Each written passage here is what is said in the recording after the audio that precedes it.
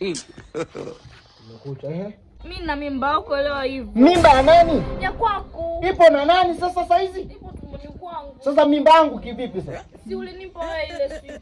Mimba iko wapi? Na mimi niko wapi? Mimba ameibeba nani? Mimi. Acha upumbavu. Mimba iko kwa nani?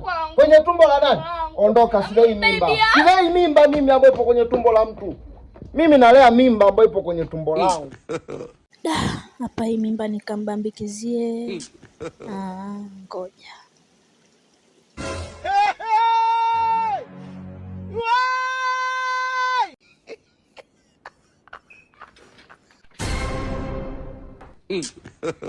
Baby. Oh wow. Karibu. Yes baby. Baby sorry. Juzi uliniita lakini nilikosa muda. Leo ndo nimeona nije nikutembelee. Sawa, kaa basi hapa afu sijui tunazungumzaje. Oh my god. Babe. Unakumbuka ile siku ya mara ya mwisho tulioshiriki? Nilikuwa kwenye siku za hatari. Kwa hiyo nina mimba yako mpenzi. Okay. Yaani mimi nilikuwa najua labda siku za hatari hizo zimekimbia labda au zimemwagika.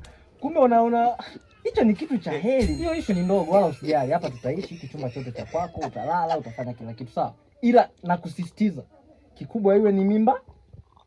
Mimba yako. Mtoto mjinga.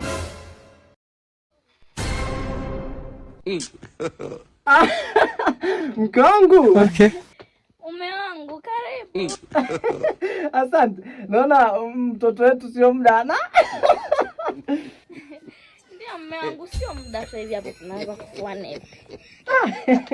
Na plaza na mama kijacho.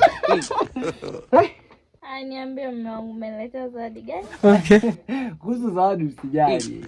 Niandalie basi msosi ili niweze kupata kidogo chochote kitu. Hivi mume wangu na akili kweli wewe?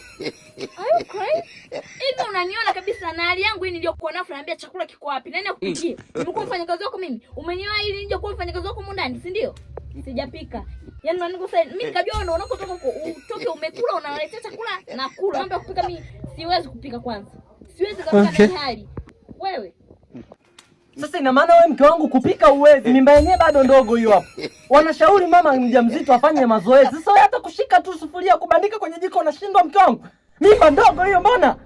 Tena uniache eti mimba changa fanya mazoezi sijui pika. Siwezi nikapika na leo mimba yangu. Sijui naelewa. Kwanza hii mimba sio yako. Mimba ni ya mpenzi wangu Dau.